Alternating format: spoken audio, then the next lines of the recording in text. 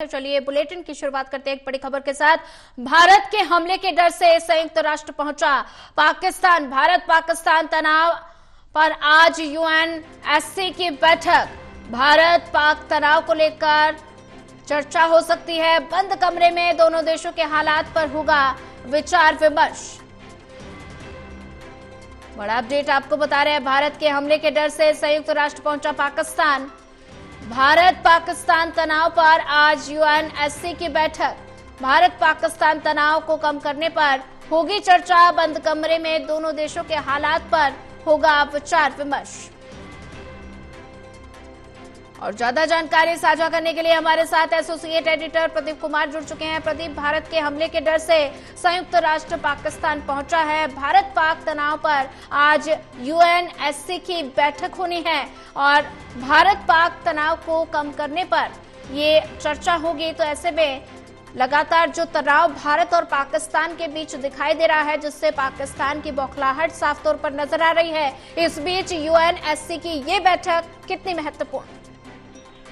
देखिए, बिल्कुल जानकारी मिल रही है कि पहलगाम आतंकी हमले के बाद जिस तरीके से भारत पाकिस्तान के रिश्तों में तनाव है, तो ऐसे में यूएनएससी की यानी संयुक्त राष्ट्र सुरक्षा परिषद की बंद बैठक होगी। यूएनएससी भारत और पाकिस्तान के बीच स्थिति पर बंद कमरे में विचार विमर्श करेगी। ये बैठक पाकिस्तान ने अनुरोध किया था कि बंद कमरे में बुलाई जाए और फिलहाल देखें तो 10 जो अस्थायी सदस्य हैं उनमें पाकिस्तान भी अस्थायी सदस्यों में शामिल हैं।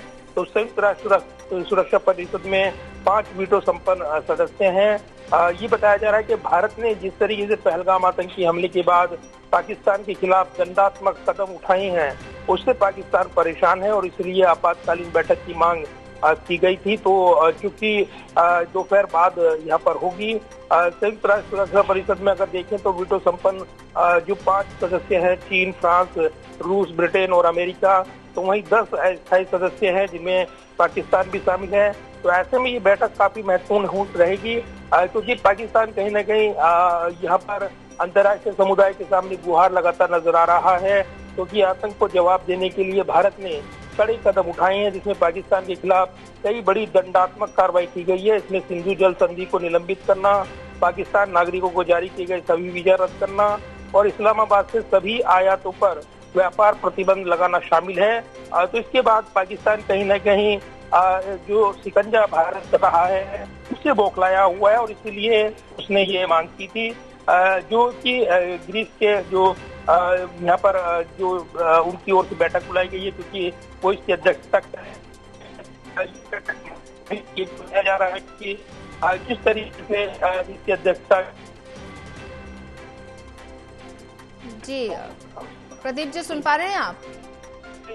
आज की बैठक जो है काफी महत्वपूर्ण रहने वाली है और इस बैठक पर नजरें रहने वाली हैं और खासतौर से जो वैश्विक देश हैं अन्य, वो लगातार इस मुद्दे पर भारत का समर्थन करते हुए नजर आ रहे हैं। जी बिल्कुल प्रदीप, अगर जिक्र किया जाए तो भारत पाक तनाव को कम करने पर इस बैठक में चर्चा होगी और बंद कमरे में दोनों देशों के हालात पर विचार विमर्श किया जाएगा। तो इस बैठक के बाद क्या कुछ नतीजा निकलकर सामने आ सकता है? दोनों देशों के बीच जो तनाव चल रहा है, क्या वो तनाव कुछ हद तक कम हो सकता है?